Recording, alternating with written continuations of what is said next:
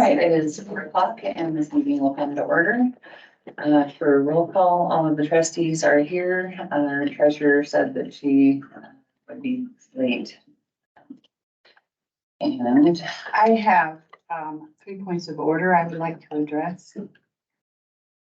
I'll be as quick as possible. okay, So the 3 points of order I would like to talk about are, the first one, 2 of them are concerning amendments and, or not amendments, I mean motions. And they are considered subsidiary motions. One is about the previous question or calling for the question. That motion, we used that yesterday, and that motion, the motion can't be discussed or debated, but it takes precedence over, if we're in discussion and it must come to somebody's turn. You can't interrupt somebody who's speaking. But if they would like to call for the question in the discussion, then when it is their turn to speak, they certainly can do that.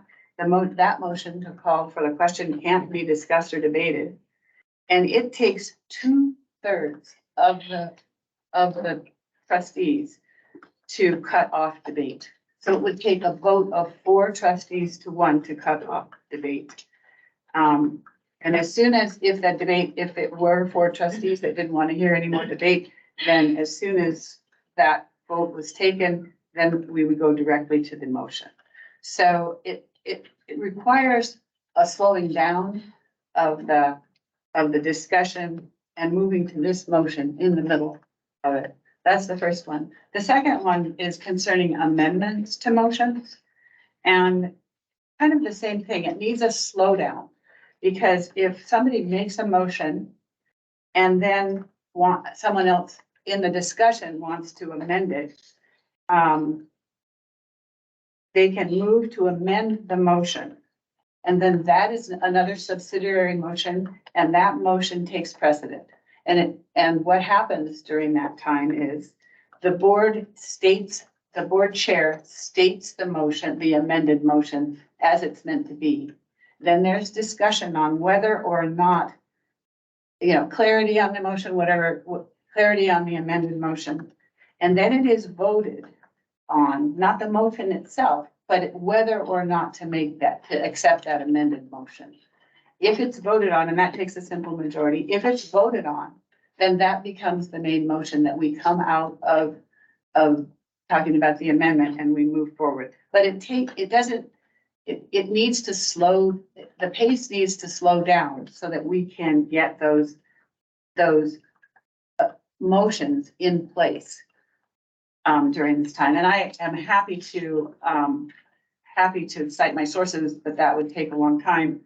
And I'm also happy to, if we do get there, to call for a point of order and go over them. Then the last one is, I'd like to talk about is withdrawing a motion. You actually can withdraw a motion at any time during discussion, or a motion can be withdrawn, I should say that.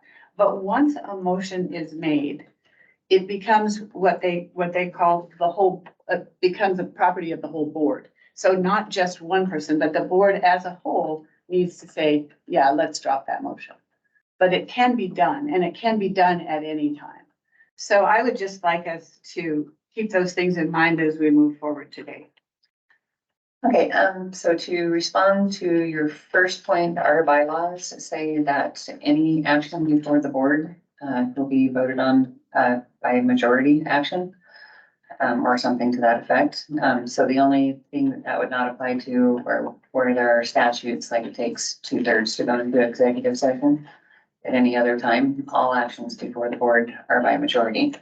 Okay, I would question that because the bylaws, I'm sorry, I didn't realize you were still speaking. And your third point about withdrawing the motion, you can withdraw a motion before debate, but once debate has begun, it becomes the property of the board rather than the person who made the motion. Right, that's just what I said. Becomes the property of the board. So by consensus, I mean, the person who made the motion is welcome to say, I'd like to withdraw it. And if everybody agrees, then it can be withdrawn. But it can be withdrawn at any time. But also it also says in our bylaws that we will operate by parliamentary procedure, Robert's Rules of Order. And so I don't know what, in terms of calling for the question, I don't know what trumps what.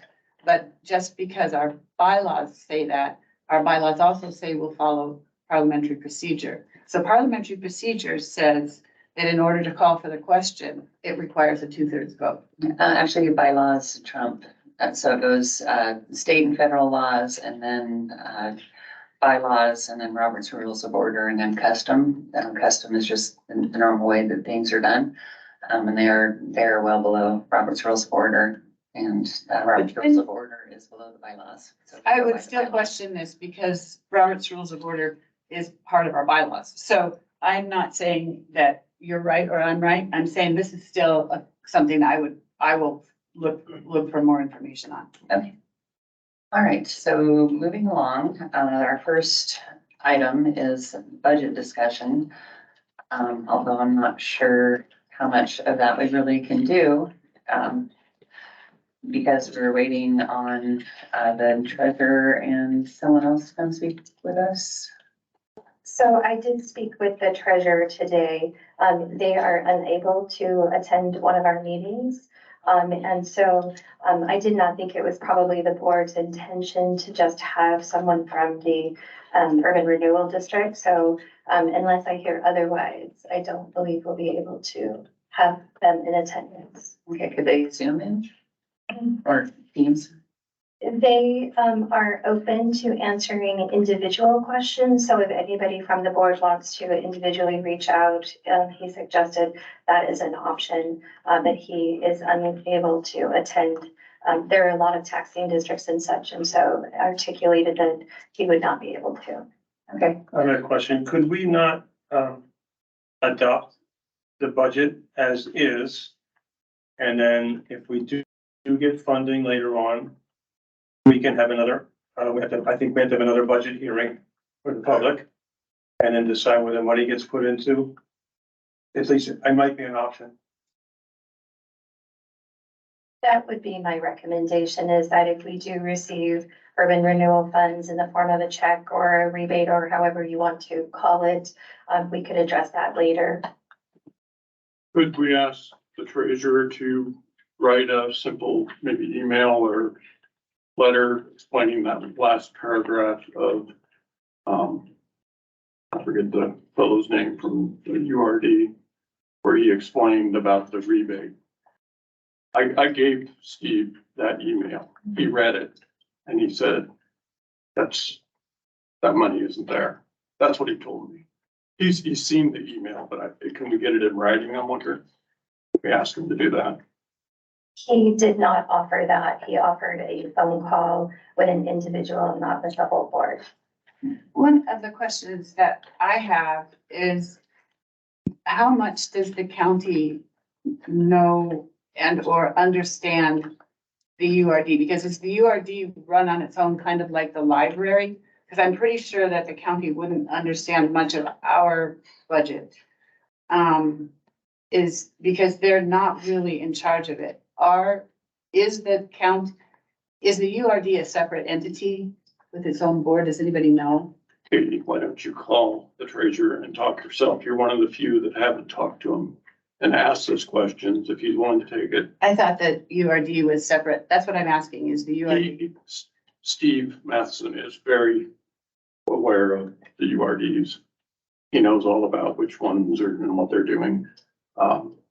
He doesn't run them, but why don't you call the treasurer and ask? Because I really have a lot of respect for what our staff may know as well, and I was simply asking them that question. Okay, well, I did find my note from Steve Matheson. I took notes while I was talking to him, and he said, quote, "If you don't take the money, it will decrease taxes." He also said, quote, "Others can't claim it," and quote, "It stays in the pocket of the taxpayers." if we don't take it. So, those are word for word quotes of what he said. Rochelle, Yes. refer to the 60 some thousand and the 30 or 40 some thousand, is that both? 80 and 40. There you go. Yeah, but 82, I believe it was 81. So that's, he was referring to, when you talked to him, Yes, both of those things had been brought up. yes. He read the email. So I will say that he did mention that he felt that the county auditor was the most appropriate person within the county to answer questions regarding it. He said that people referred to him maybe for reasons or reputation or different things, but the county auditor is really the authority within the county to answer those types of questions. Did she say she would come or did you contact her? I have not contacted her. I knew we were meeting today and so wanted some direction. I would encourage the board to seriously consider adopting if at all possible. We do still have a tight deadline and it seemed pretty resolute that the 80,000 for the district and we're doing a new hearing was not of majority interest. I think the only remaining question is about what we've kind of referred to as the rebate, which we just learned about this week, and we have not a final answer. It's still an estimate. And so before we can really address it fully, we need to know exactly how much it'll be. So I think we could adopt it now and then resolve that issue later. So when does the budget have to be approved by? September 7th. And it is possible to ask for a 1-week extension, but that application for extension needs to be received by the end of the month.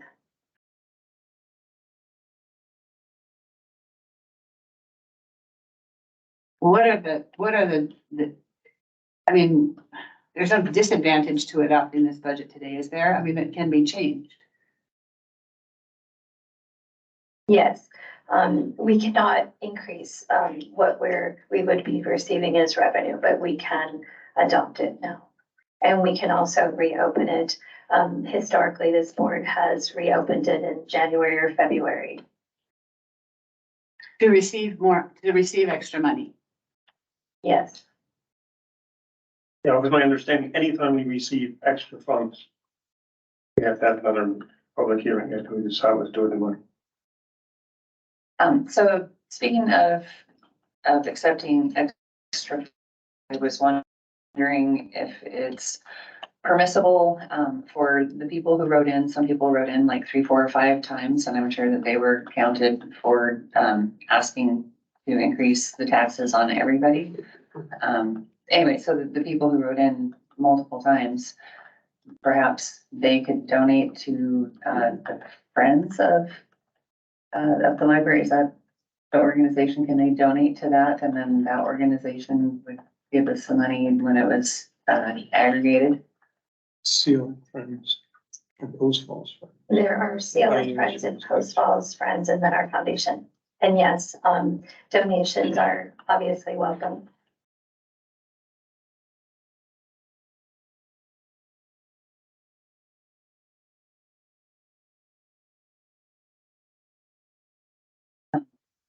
Right, so I am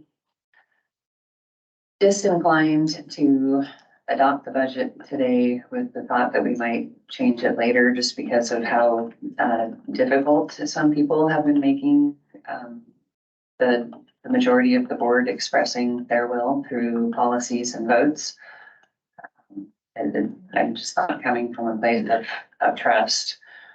What But are we you did saying? have- I'm not understanding what you're saying. I'm just saying that we have been misinformed repeatedly and it seems that some are trying to thwart the will of the majority of the board. So, Yeah, I don't think understand. Talking in generalities does not make any sense to me. okay, well, I I'm need talking facts. in general. Actually, I believe that the director speaks at the meeting, and I that can you're speak. supposed to speak through her. I think it's the director who needs to deal with staff, not us. So I would like to just state my official role. So officially, I am considered a non-voting member of the board. and secretary for the board. I often will turn to staff to offer expertise, and I would expect some leniency or some latitude regarding my, I think it's not even been 90 days here. And so, especially during the budget process, I've appreciated the ability to have some consistency in the message that the board has received, in particular things like the classification study and other items like that. Okay, so I was speaking in generalities because everyone can think, well, does that apply to me? And if they think it does, then, perhaps they could choose to change their behavior. If I got into specifics, well, then I'm in trouble legally. So that does not seem like a wise idea. If you feel like you've been misinformed, you have a responsibility to let us know, because maybe we've all been misinformed. Okay, well, I have mentioned before when we were trying to hire the Boyles law firm, that we were told all kinds of misinformation, that we had to do an RFQ or RFP, and it turns out that we didn't, and that we hadn't properly noticed the meeting when actually we had. It's things like that. And So- I need to jump in on that. I was at all those meetings as well. I wouldn't say you or we were misinformed. I would say we were all confused. That's my memory of all those meetings where we were like, do we need to? We were trying to stay legal. Nobody knew exactly what we should do. That's what I see that as, not somebody purposely misinforming the board or you. I never heard it. And I heard it as best practices. It was always best. I was there as well, at least for one of them, and it was best practices. And it actually is best practices. It would have been great to be able to look at several attorneys. There's nothing wrong with asking for that. And also, I was also there when we were talking about violating Idaho code and violating the open meeting law. And it looks as if we did on both of those. And so that's not misinformed. I would just maybe add that at some point, we are going to need to move forward together. And I think for me, the most important thing is for the staff and for the community, clear leadership and direction. And so I understand there are a lot of emotions, and I understand there are a lot of personalities, and I understand there's been a history of some distrust. But at some point, we need to do what is best for the organization and what this board took an oath to uphold. I would bring up one thing that maybe would help clarify it for me. When I talked with the county auditor's office, I talked to a woman in charge, but Alicia, and she explained this URD. This was only 2 weeks ago when it came up. This URD topic has been the library's been talked to about that since the beginning of the year. And I don't know who she talked to or what she meant, but I got the impression from her that the library has known about this, but we didn't get it in our worksheets. We weren't told about it until we finally drew the line and said and adopted the budget we're adopting. Then this was sprung on us. So maybe someone can clarify that, but it doesn't look very good to me when I have the auditor's office telling me that they've told the library about this since I got the impression since January or February. So I was not here in January or February, but what I can state is within my knowledge is that I was notified on Thursday, and the memo that was sent to the board went out Friday morning, and we called a special meeting on Tuesday, the following Tuesday. So that's the timeline that I'm aware of. What happened before, I really couldn't speak to, just like, again, with the county saying I couldn't confirm or in any way suggest that. But the board found out as soon as possible for me to send a memo and to schedule a meeting. And I can say that with absolute confidence. Thank you for doing that. So if we're moving forward on this, we're either going to adopt the budget today or we're not. If we're not, I'm assuming we're going to have an idea when the county treasurer or the auditor's office is going to inform this board on the pluses and minuses and how, and if we get money and if it affects the taxpayers. So if that's the case, do we just table this for today and reschedule a meeting? I'm just kind of curious what we do with this subject going forward. I'm gonna go ahead and move that we adopt the Community Library Network FY 2024 budget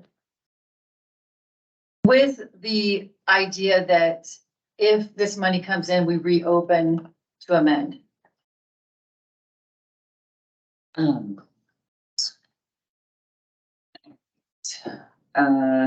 Okay, could you repeat the motion, please? I move that we adopt the Community Library Network's FY 2024 budget. I don't know if I need the other, Say, yeah, say draft worksheet. oh, 8/8/23 board draft worksheet. Or no, how about 8/7? Page 17, This is. Oh. that's the most recent one. 8/17/23. Okay, it has been moved to adopt the Community Library Network FY 2024 budget, 8/17/23 draft budget. Now, do we go with discussion still? Or do Yes, to we have vote? more, we have more discussion. Did you have something? Well, I just want to know, is there an advantage to not adopting it today? As opposed to adopting it and then accepting more funds and having another open, rather a public meeting public hearing. It isn't, I've never not adopted a budget at this particular meeting. And it is always good to have it settled for staff. It's always good to have it settled for staff, and so we can move forward as well. It is a little bit of a thing to open it back up, but it's not a big deal. It is something that as elected officials, we can do easily. I think it gives some stability to the organization to have a budget in place. If you don't adopt it today, it will be the first time in this district's history where we keep hanging on, where we don't adopt it at the budget approval meeting, which is supposed to be this one. And I'm not sure what the statutes require for how many people it takes to open a budget back up, but it just seems like it would be a lot more difficult to change it later. And we're also still waiting on information about the open hours for the libraries. So I think the open hours are gonna take quite a bit of study before we could look at where we would change the budget. I think to hold it open for that study, I mean, that study could take quite a while because there's not one place you would take it from. So that, and it is not hard to accept new money into a budget. It's very simple. But the open hours on Sunday won't increase our funds. The income is just as shuffling it. So I don't think we have to have a new budget hearing or anything because we're not increasing. Right. You know, but I guess what I don't understand is what if the tax payment comes in a little higher than what we have in the budget? What if the donations come in higher? I mean, what's the granularity of when we have to open the budget again? If it's higher, the income is higher than what we have in the worksheet. I was just gonna say, yeah, so there's an estimate on growth that we're gonna accept $90,000. So, and a lot of people in the public have been saying we're cutting the budget. We're not actually. The budget is $90,000 higher than it was last year for 2024. But when did we get a solid number on that? And let's just say it's $95,000 or $100,000. Do we need another hearing on that? I don't know. The final new construction growth numbers are 88,300 and change. I can go That's get it confirmed. out of my office That's if you'd done? like. That's a solid number? I just got the adjusted number today, Okay. like 3 hours ago. So we have to cut something. When we were, I think we were working this budget up with 90,000, so something's gonna take a small hit, I guess. Do we end up sometimes getting more, a few more tax dollars before the end of the fiscal year? While we don't budget for, property taxes in arrears, we do receive property taxes in arrears, which, can be more than what we budget for. What we budget for to be levied, it's just that, we only budget for what we levy for that current year. We don't count on taxes in arrears. So, very often, at the very end of the fiscal year, we will have money to be allocated because maybe we haven't spent all of our budget from the previous year, and we get a few more taxes, but we don't have to reopen the budget for that. The past several years, we have reopened the budget once we have settled the fiscal year, along with, adjustments from the auditor to where we know what our final payables were for the end of the year. We know what our final, receipts for income were for the end of the year. And then we reopen it and we accept those dollars into the budget, saying we have accepted these because we, received unanticipated dollars. And then, we have also, in that hearing, stated that we have more or less of what we anticipated for carry forward and make adjustments at that point. You can open up the prior fiscal year to accept that. You can reopen the current fiscal year to make changes. You can do it all in one meeting. You just have to have separate notices. So it would make sense to pass this budget or to pass a budget and then do those adjustments as we have done in the last couple of years. And I don't remember that being a very difficult process. It's not. In fact, what it did was gave a tremendous amount of clarity. We didn't guess at the end of the year. We weren't scrambling, and we had really solid numbers.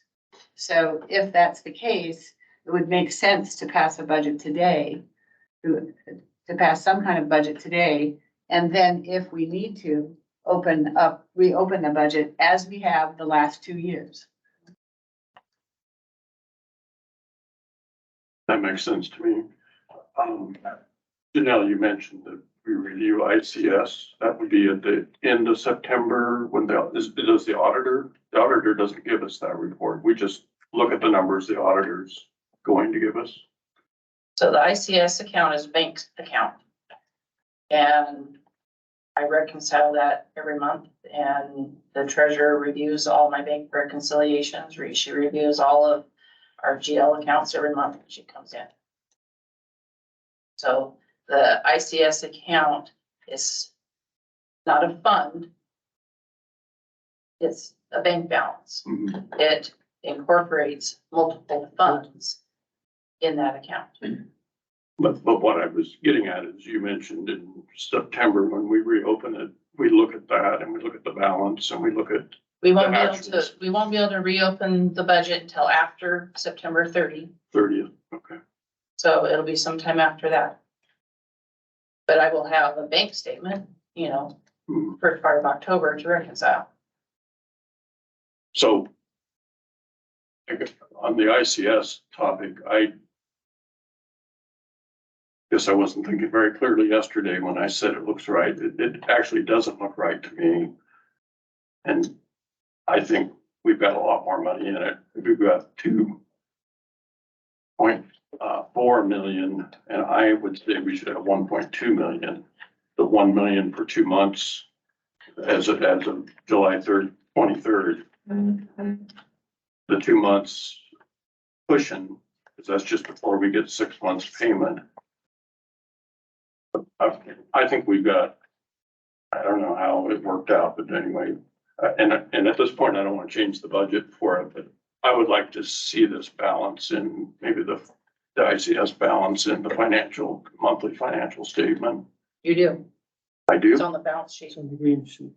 It's on that sheet that we review. It's on the balance sheet every month. Great. Well, then why did we have so much trouble getting that number? I would like to say that this, did you do this, unaudited cash and cash equivalent? Yes.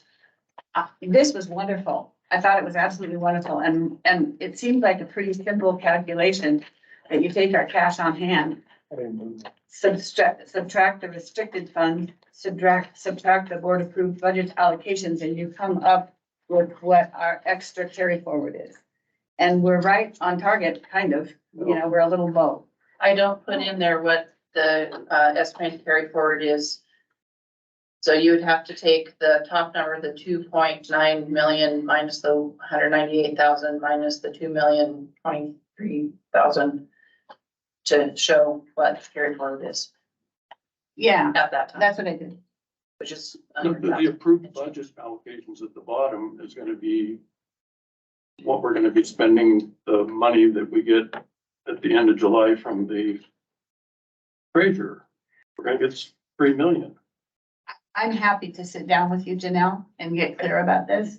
But for me, this was really helpful. And so thank you very much.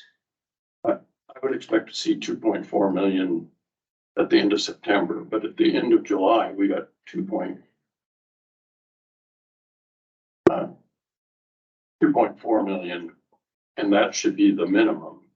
Or that's the time of the minimum, and we shouldn't have that much money. Do you disagree? If we only have 2 months at a cushion at that point, why do we have 2.4 million? We don't spend 1/12 of our budget every month. It fluctuates, so, there will be times that we will need to spend more during a time of year than others. So the amount you have as of, you know, the day before you get your July check isn't intuitive of what you're going to have at the end of the year. It just means that our spending does this throughout the year. We don't spend 1/12 of our budget. If we could spend 1/12 of our budget every year, my job would be so easy. It would still seem, I didn't follow the exact numbers on it, but if we get our money from the county in, is it the end of July, I think it was, and January? Into January, into July. It would just seem that if we take our sweep account, all of our bank accounts, and we look at that number and subtract from that about $1 million, because we have at least a 2-month carry forward, we should have somewhere around $1 million, I would assume. $1.2 million. And so I don't quite understand, because the financial statements we got yesterday, I didn't look and see what the number was now, but I would assume the balance is probably more than $1.2 million in our sweep account. If you give us that number every month, I would be happy. On the last page on the balance sheet,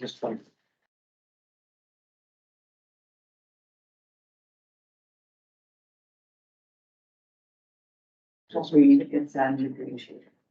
Does it say? ICS account. ICS, I think okay. we added it. So that's 3.4, well, that's after we got our payment from the county though. So if I would have gone back and looked at the June 30th, maybe that's what I should look at. Still think it's worth keeping an eye on, understanding in the future. As long as we see it every month, but I guess I didn't know that I could look there. Thank you.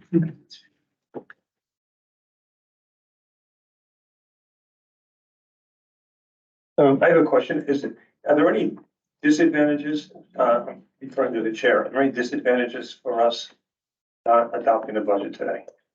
Because I don't know of what else we need to do besides wonder about possible incoming funds regarding URDs. And the Sunday / multiple, reduced hours issue as we looked at. I would rather wait until we had all the information, just so that we're not blocked from future action. Also, I was wondering, I'd like to ask our attorney, is there, there's probably a statute that deals with how many people you need to vote to reopen a budget? Let me take a look at that and I'll get you an answer in writing. Specifically this budget? Yeah, so if we were to pass something today and then changed our minds, not about the total amount, but about the internal items, what vote would we need to open it back up? Okay. The only thing that we need to open it back up for is if we get more income. But we don't need to open it back up if we are moving around expenses. And I have never experienced a time when it didn't take anything but a majority vote to pass, but to open, you know, I mean, I don't know of anything, so it, I mean, that is how we've been operating since the district opened. So I'm not certain that we need to ask Mr. Boyles to look at it. I mean, I don't know that that's how we've been operating and nobody's called us on it. Okay, well, it's just, we've had several, votes to like go into executive session that have been blocked, and I would not want something like that to happen. So, I would rather just wait until we had more of all of the information that we needed and then do it at that time, preferably before September 7th deadline. And, when you say reopen it to possibly move money around, what do you mean by that? Well, like well, I guess the URD, we would have to reopen it to accept more money if we did that, but, the other thing, was the operational hours. That's not accepting more money. The only reason we would have to reopen the budget is to accept more money. So that there is no other reason to open them, and we will not have all that information settled for us until after the end of the fiscal year. And so we have always adopted a budget. It allows the staff to move forward, and there is it doesn't tie us in any way, shape, or form. Nobody's gonna vote against opening the budget to accept more money, I'm pretty sure. Yes, but people might vote against it or actually, I guess not to open it, but just to even deal with it, to move money from one line to a different line. I could see that being blocked. Okay, so what you're saying, what I think I hear you saying is that you don't want this budget passed because you wanna arrange it so that the votes go the way you would like. No, I would like us to have the information that we need to have things right, to begin with. So what specifically? You specifically need the information that to reopen the budget takes a majority vote? That is one thing, but I also would like the information on the operational hours. That's Which going we've to been- take months. We've That been is not- asking for it for months. No, we and haven't. We've gotten a little bit. That is something that is going to take a considerable amount of time. We need a budget now. And that is something that we can adjust the budget for should we need to. The only reason we would need to open the budget is to accept more money. Otherwise, we can adjust the budget. Isn't there actually another step, Katie, if we accept more money, don't we, Alexa, have to go back and have another notice in the paper 2 weeks, and we have to It's a public hearing. have another public hearing? Do we have to do that in September if we open this up, or is September different rules? After September. After, say, the beginning of October, do we have to have another We- public hearing? We probably still won't have the official end of year numbers until the auditor has done her adjustments.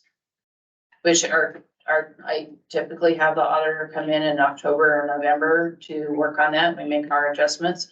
We generally have all those numbers ready and available for you to be able to do a January or February reopening of the prior year.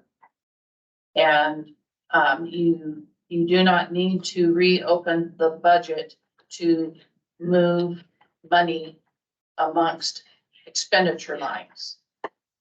It's only if you're going to accept more income into the budget.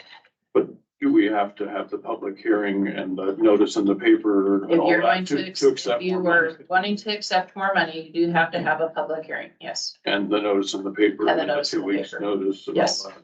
So, but That's the problem. but we can't help that if there are late taxes being paid and they are paid to us, and we get them, we have to reopen the budget to accept those taxes. So, I mean, it's not, we don't really have a choice. that what you did in the past? Have the Yes. I mean, have the notice in the paper and the public hearing. Absolutely. We reopened the budget just like this so that we can have clear numbers. And it's really good because the board gets some time to look at that extra money and see what to do with it. So it is not a problem. And accepting the budget today and then getting more money and letting them have time to figure out exactly what that is and letting us have time to figure out where we want to put it in the budget. All of that would be very useful if we could have a little more time. And so, let's just give the staff a break and let's also give this board a break. Because what you are suggesting, Rochelle, is a whole nother meeting. Because we have to get this done by the 7th. It's already the 18th of August and we have Labor Day in there. And there's no reason just because I mean, I have absolutely no reason. I cannot understand why passing this budget today, it's exactly the budget you want. Passing it today is not a valuable idea. Do we have to wait with accepting money until we have the hearing? In other words, if this URD check is sitting there in the end basket and we can't cash it until we have a notice in the paper and have a public hearing, we aren't gonna do that till January? Or yet, I don't know what the rules are on accepting new money. We don't know when or how much might be coming. So we wouldn't be able to publish anything in the paper until we know that. We can accept it, and then if the board as a whole chooses not to, then we can return it. So if we get a check, we can also deposit it, is that correct? The monies that I get for the county, come in ACH. Okay, all right, so we don't have it. And so, yeah, Okay, and it's also my understanding, we can shuffle money between line items anytime we basically wish. With a regular board meeting, we don't have to have a public hearing for that. No, but I would hope we had a good reason for it. Right. Yeah. Okay, I would like to make an amendment, to the motion on the floor, which reads at this time, move to adopt Community Library Network fiscal year 2024, 8/17/23 draft budget. And amend that by adding at the end of that, minus 27,800 from line 19 / salaries.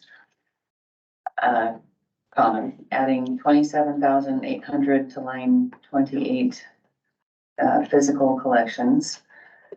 Considering that CLN libraries may close on Sundays starting in November, and that would give us several months to figure that out, and we could change it at that point.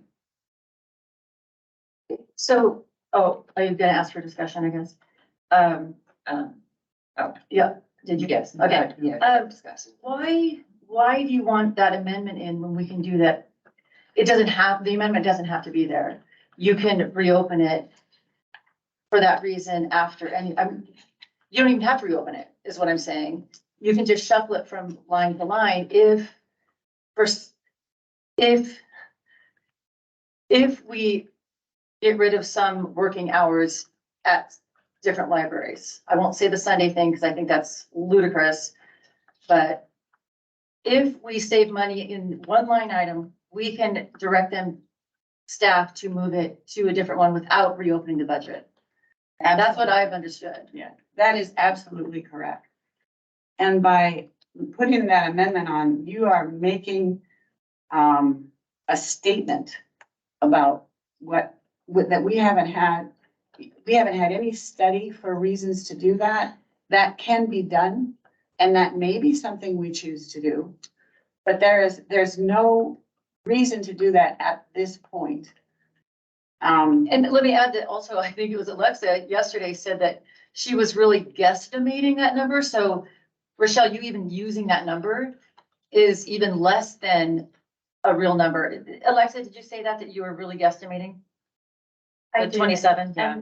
I mean, like, I just thought today, like, you know, the cost of reprinting materials that have our open hours already printed on them, depending on if it's one location, two location, all locations, the signage on our doors, the staff time for, you know, updating the website. I mean, it is a significant undertaking. And, again, I spent, as was discussed last time, it only had about a month's worth of data in some areas. And it was just a preliminary report. And that had not been processed by the business manager, who was not in town at that time.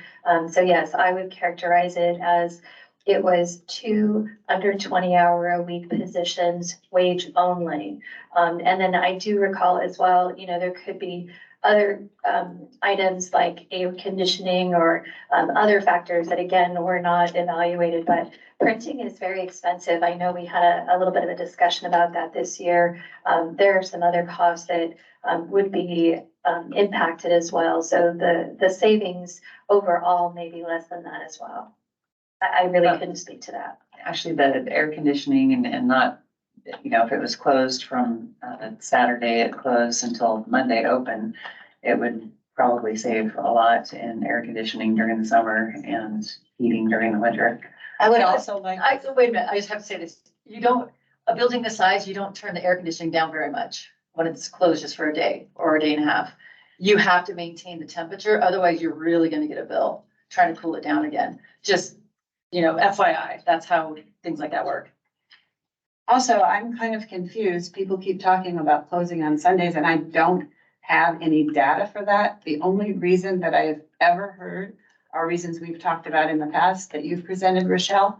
And I just don't understand why that's part of this budget discussion. Because it could save us money, and the director suggested it. She said that Sundays, and I repeated this all yesterday, so. It doesn't need to Surprised be that you repeated don't. today. No, Well, I'm you saying asked it about doesn't, it so- does not need to be in this budget discussion. And if we simply keep the budget as we have looked at it, we can change it should we need it, once we are able to do more study on the issue of closing. We have no data. We have absolutely no data on whether that's a good idea or a bad idea. And so I would really like us to move forward on solidifying something today. We are not locking ourselves into anything, except we are giving direction, good, solid direction to the staff. And we are also keeping ourselves from having to have another special meeting, which we don't need to have. Well, I would rather not have another special meeting either. As stated, I'm concerned that it seems like what the majority of the board wants to do keeps getting thwarted and blocked. And it seems reasonable to expect more of that in the future. So it seems better to just take care of it now. This board has absolutely cut so much money from collections and programs that I can't imagine, and other things, and I can't imagine that, can't imagine that I don't understand why you don't think you're getting what you want. If it would offer maybe a possible middle of the road, you know, the board could maybe move $10,000 out of salaries to the line item, and then allow staff an opportunity to present either at that meeting when I talked about sustainability. I also talked about in-house processing and restructuring of organization and increasing revenues and a whole bunch of efficiencies related to the lighting project and HVAC controls. And so, but if the board specifically wants to address the salaries line item, I would maybe just make the motion more simple and just clarify a set amount and move that money now with the understanding that staff will do the work and put the data together so that the board can make the best informed decision.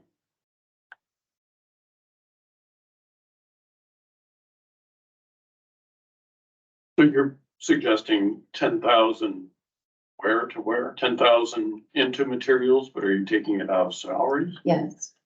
But But, you're talking about other efficiencies and I'm in the middle of all that. yes, there were a lot of things that we talked about at that meeting. It wasn't just Sunday hours. I want to make sure that that's not being characterized that way. As I said yesterday, you know, we talked about winter and summer hours. We talked about small branches maybe having 35 hours a week. So, there were a lot of items. And as I believe I said, I believe this would take maybe 3 years to review and to move forward on, some of these items. And so, if the concern is that the staff are not being responsive, and you want to very clearly make the message, we will need to do something on an expedited timeline because we have those positions. And if you're removing items from salaries, we would need to bring to the board the information in a timely manner.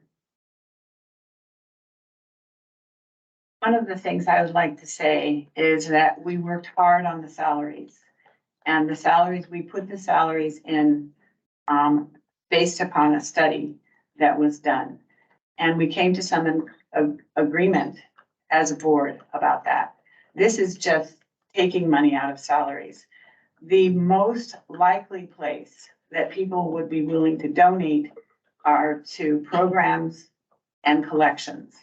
But they are not going to donate to salaries. And now we have messed with a salary schedule. And this is exactly what happened to us before that got us into the place where we were not paying market wages. So I would highly recommend that we do not take anything from salaries, that we give us a little time to look at, you know, unless we, when we do look at hours, it does look like we can change, that's fine.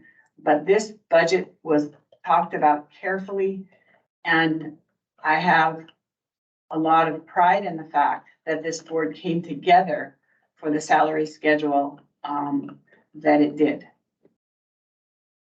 I would like to see if there are several positions that are vacant now, combining it into 2 into 1 or 3 into 2 or something. And I'm not looking to reduce people's salaries, but can we reduce the number of staff? Last year, Katie, you can answer better than what I can guess, but I think there were 3 new positions added, at least the adult programs coordinator or a specialist. And I'm not sure, but there were several new positions added last year.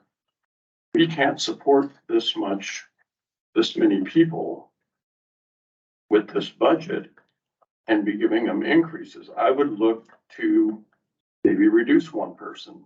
That'll make it easier for everybody. If we can reduce it by adjusting the hours or other efficiencies, I'm not looking to cut people's salaries. I'm just looking to reduce the head count by 1 or something.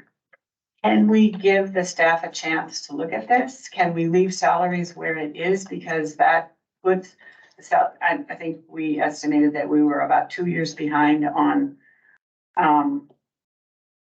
market wages.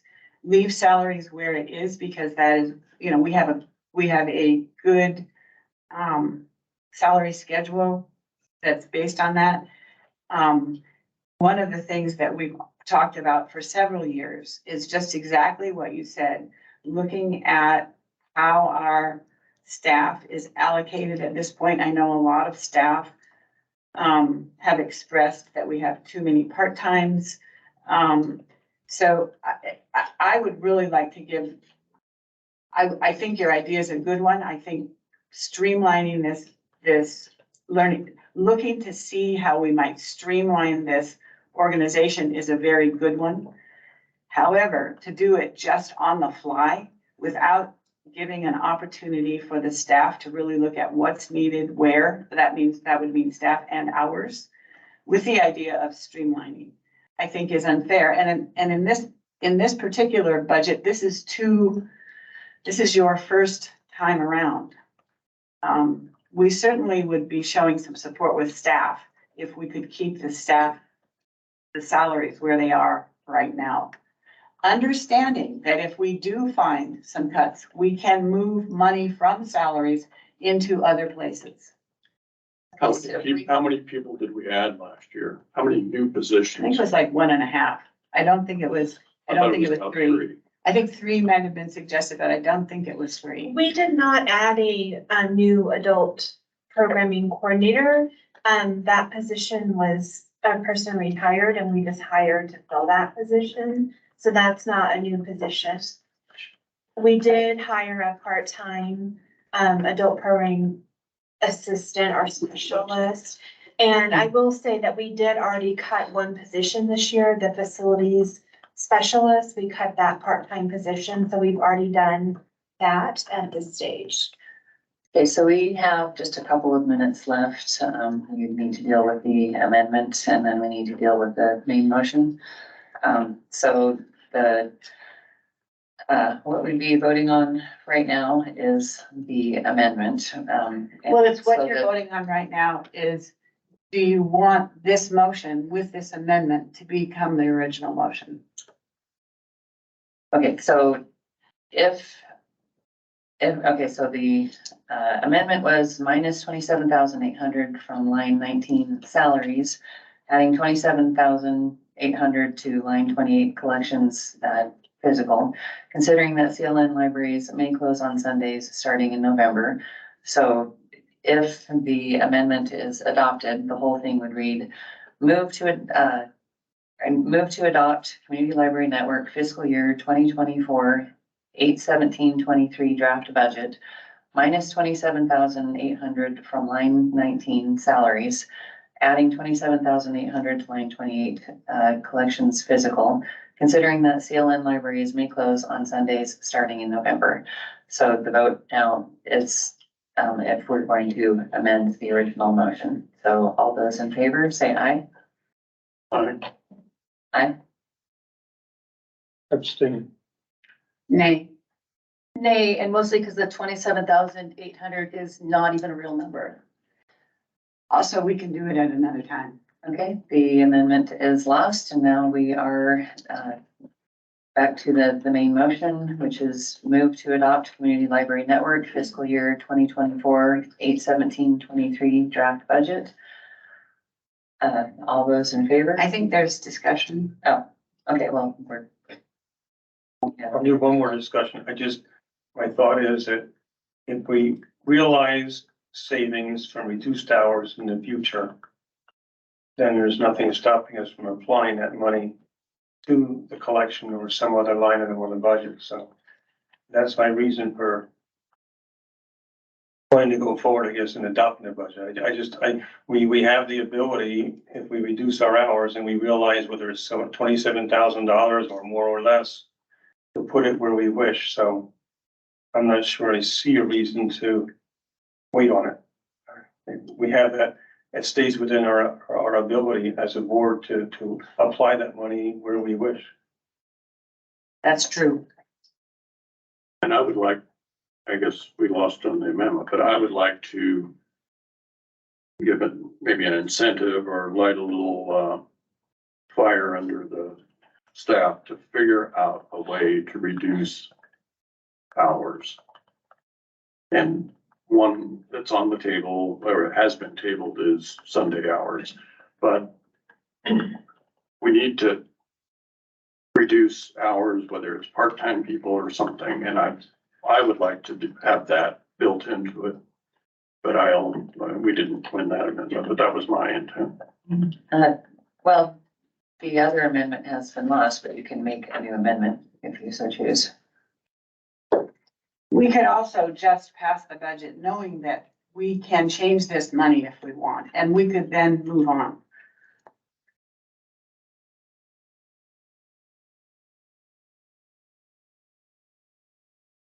Okay, if there is no further discussion, the motion on the floor is move to adopt Community Library Network fiscal year 2024 8/17/2023 draft budget. All those in favor? Aye.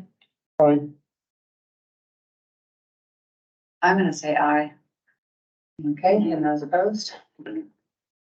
Okay, the ayes have it and the motion is adopted, to adopt the Community Library Network fiscal year 2024, 8/17/23 draft budget.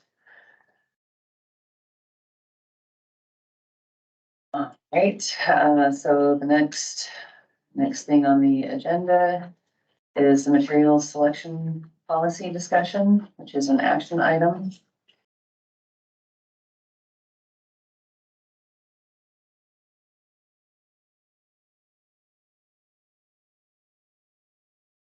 And on page 2 of the draft, in the middle, right in the middle where it says forms of expression that are unprotected by the First Amendment will not. I'm sorry, what page? Page 2 of the draft. In the center of the page, I would like to remove where it says forms of expression that are unprotected by the First Amendment will not knowingly be included in the collection. Unprotected materials are those that have been declared obscene by a U.S. court of law. And I would like to add, so then beginning of, well, I guess I should add the other thing. I would like to add notwithstanding Idaho Code 18:1517 and B in parentheses for the words materials for minors.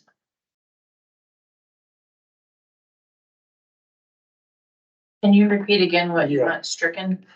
Okay, strike the words forms of expression that are unprotected by the First Amendment will not knowingly be included in the collection. Unprotected materials are those that have been declared obscene by a U.S. court of law. You want to strike all that? I want to strike all that. And then in its place, so I guess it would be a substitution, I would like to put notwithstanding Idaho Code 18:1517D, comma, and then materials for minors would be the rest of that sentence. One of the things that I would like to say is that since that comes verbally, I would hope that we wouldn't pass it today so that we could have a draft that would include that word, so we would be able to spend some time looking at it. I am not in favor of giving us, I don't have a problem with giving it to us verbally. I have a problem when I can't see it in a draft. Okay, that makes sense.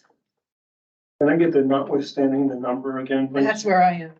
Okay, so notwithstanding Idaho Code 18:1517, and then the letter D in parentheses, comma. And so do we have that code with us right now somewhere? Do we have that in our packet or our table packet? I've got it here. Is there any? I mean, are we expected to? Are we expected to read this code right now or know it by heart, or I'm not? That's why I asked that we not pass this today, that we will be able to see this in a draft like it's been presented. So that, and from what I understood, our chair said that is understandable. So this will be put in a draft and sent to us, the suggested change. Well, As I'd like to read that just so that you know what she's talking about. I don't think it's necessary to have it in a draft. it's very necessary to have it in a draft so that it can be clear to the public what And the especially changes because are. especially because there's also strikes. If it was Yes. just adding something, it would be easier to just listen to what you were about to read and maybe ponder it and say, yes. Strikes are easy. You look at it, just draw a line. Not. They are not easy for me. Just draw a line through it. So I'm very. It was the adding part, 18:15:17 is disseminating material harmful to minors. Mr. Paz, Offenses. we all learn differently. We all read Okay, differently But I'm just and telling you, comprehend this it differently. D is defendant was a bona fide school, college, university, museum, public library, or was acting in his capacity as an employee of an organization or a retail outlet affiliated with and serving the educational purpose of such an organization. So, Rochelle, by saying notwithstanding, legally, what do you mean? Not counting that paragraph or what? No, by notwithstanding Idaho Code 1815, which provides a defense, we're saying, okay, we know we have that, but regardless, materials for minors under the age of 18 that violate Idaho codes 1815-13, 1815-14, and 1815-15 will be excluded from the juvenile and young adult collections. So despite the fact that there's a legal defense, we still would not have them in the juvenile and young adult Well, collections. I don't think we need to add that. I think it's pretty clear just having this in here. I'd rather go ahead without adding it because that doesn't really change anything. I don't think, or does it? If you are planning to do it, I absolutely need a draft to be able to look at before I can really fully, and I need some time. I think that some people might say, oh, well, you know, it doesn't really violate those codes because we have 1815-17D. So I think that it needs to be in there, and we would send it to our attorney after that. Okay, My preference is in line with Katie's. I like to see things in writing in advance. You know, I don't speak legalese either. I do know what was in the draft that we were given, which was changes to page 1, which was, I think, almost exclusively deleting things out of there. And I don't know whether what's being added right now adds or deletes materially to the policy, because I don't process things on the fly like that, but, so I'm not saying I disagree with what you're suggesting to put in here, but I do like to know what it says and see if it conflicts with something on a different page of the same policy. So I probably have no issues with the first page changes, but I did not process what's being proposed for page 2, since it wasn't on the draft I got before the meeting. well, look, all she's got is the word notwithstanding this. And if you don't understand what I read, or you want to discuss what is in here, that's another question. But all you have to understand is I'm drawing a line through those two sentences, and then I'm adding the word notwithstanding 1815-17D.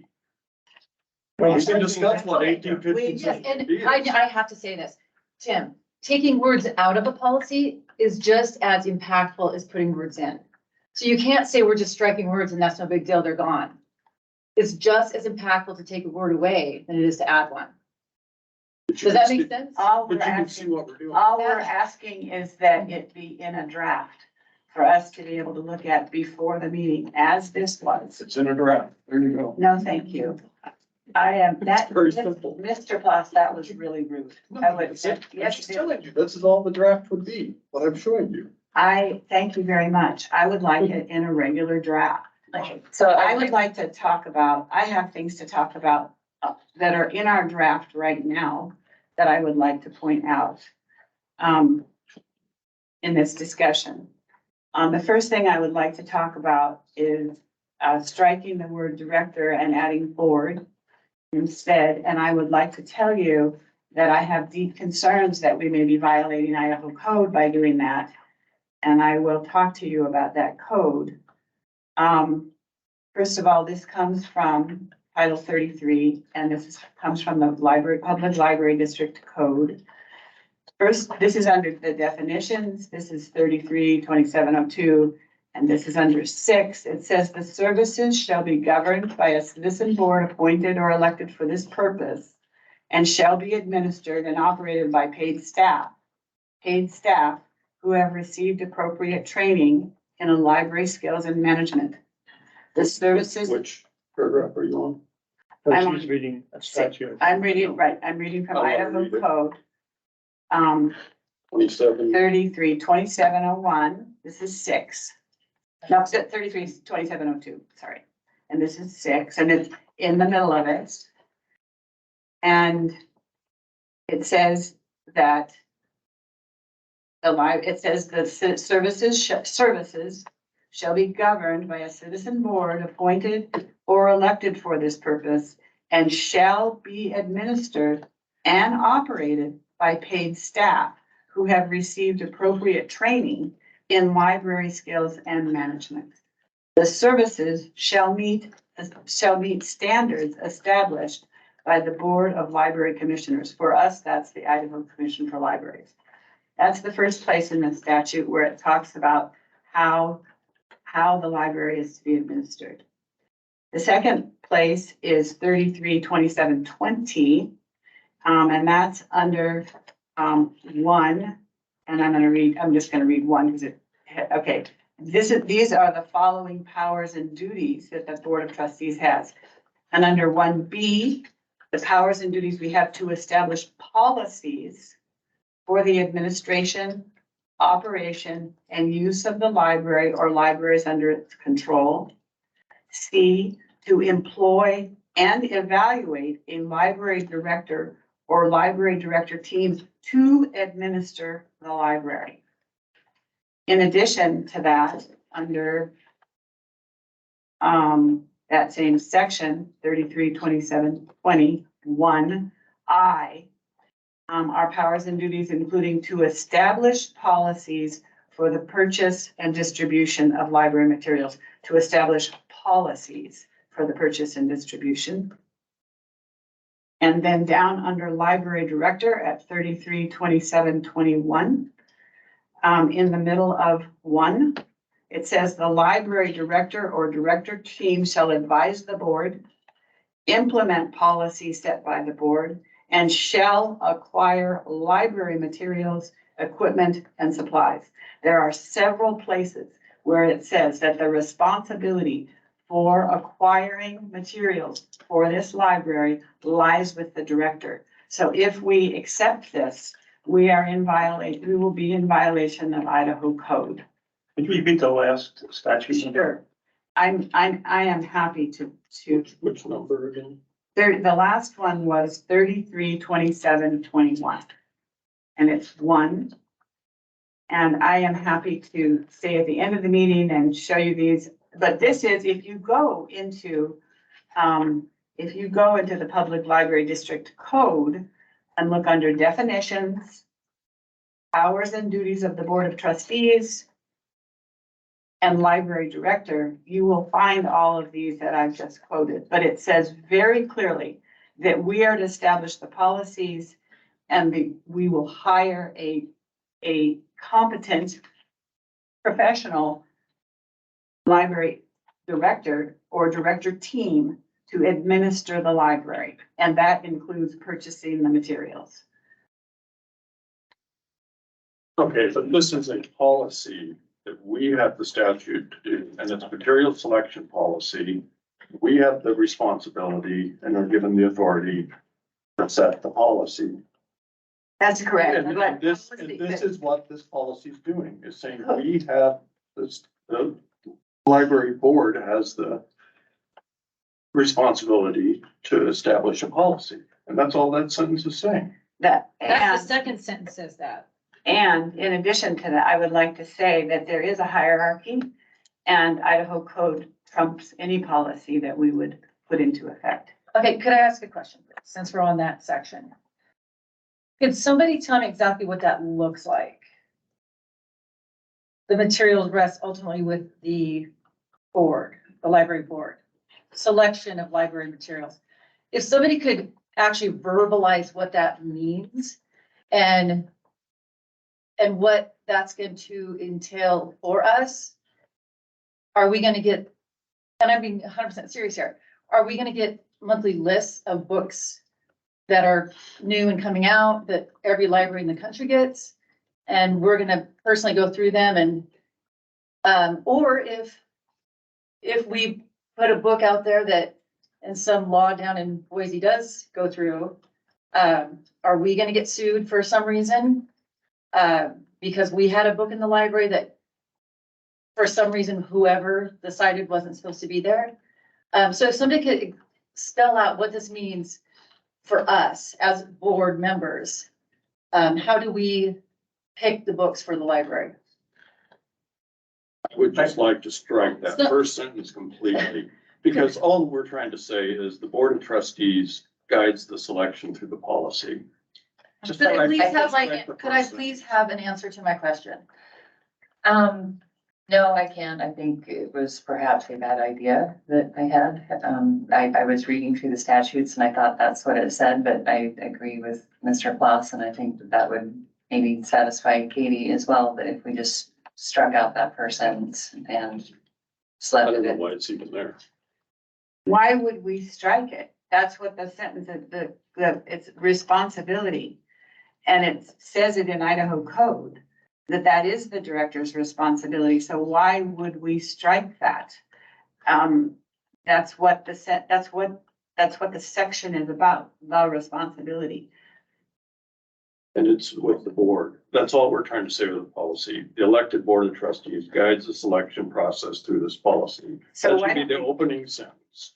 And under the director's guidance, the selection is delegated. That's all, the rest of this paragraph all fits with what you're reading. Just strike the first sentence. I think both sentences actually do add value, but I'm wondering if you wouldn't prefer that second sentence or to be moved to the first position. It seems to make sense to me to say that the elected board of trustees guides the selection process through this policy. The responsibility for the selection of library materials rests ultimately with the library, with the director. So I would be welcome to that. if you want the emphasis on the role of the board, then put it first, but I do think there's value in both lines. I don't like the word ultimately in there. Ultimately, it is not the library director. Ultimately, the state statutes give us the right to, or the authority to do the policy. And It- then it the says in the second, policy. the third sentence there, under the director's guidance, it's the selection is developed. But the responsibility for the selection of library materials rests ultimately with the library director. No, That is, but it does.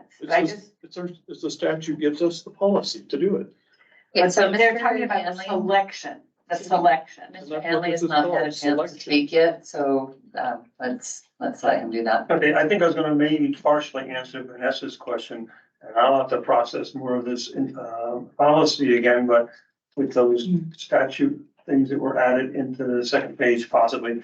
But I think I'm speaking for myself, where I want to go with the policy is, we have a legal, we, meaning the library and do other places, museums and colleges, have the ability to have obviously material in the children's areas of the library. It is my full intent to remove that option at the law, because the law is giving us the minimal guidelines saying, out there in the world, you can't have obscene books for kids, and it describes what obscene is. And the law gives us an exception because we're a library. I don't intend to exercise that exception. I intend to eliminate it and say, heck no, we're not going to exercise that. We are going to eliminate and make it impossible to have obscene books in the library. So that's where I see this policy ultimately leading to. Okay, because he was answering my question, I'd like to, so thank you for that. So do you not think that that could be written in policy and this still is left how it's worded? Because to say that the board ultimately, the material rests, you know the sentence. Sorry. Do you think the way it's written now still is fine, and we would put what you were talking about in the policy that rules what the director has to do?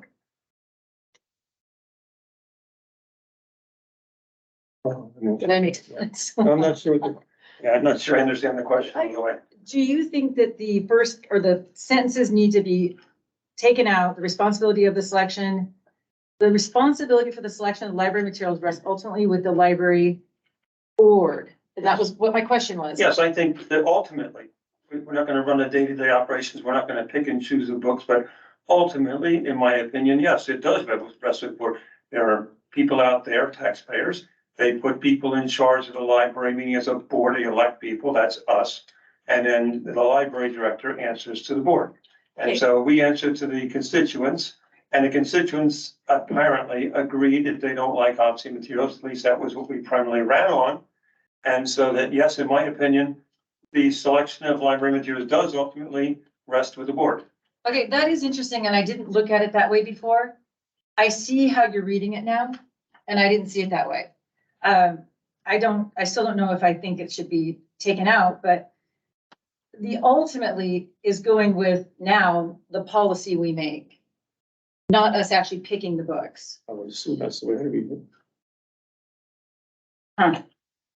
Well, but Well, it could ultimately, it's say- in the sentence right now. It says the saying elected board of it's for trustees the guides, library. ultimately guides the selection process to policy. Yeah. Yeah, that'd be fine.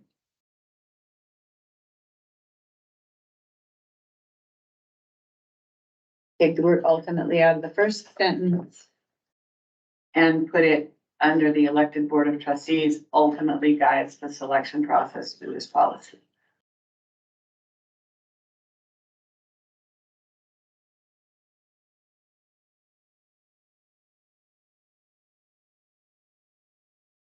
Okay, so do we have consensus on that then, or are we still It's just discussing? get rid of the first sentence and not even have ultimately.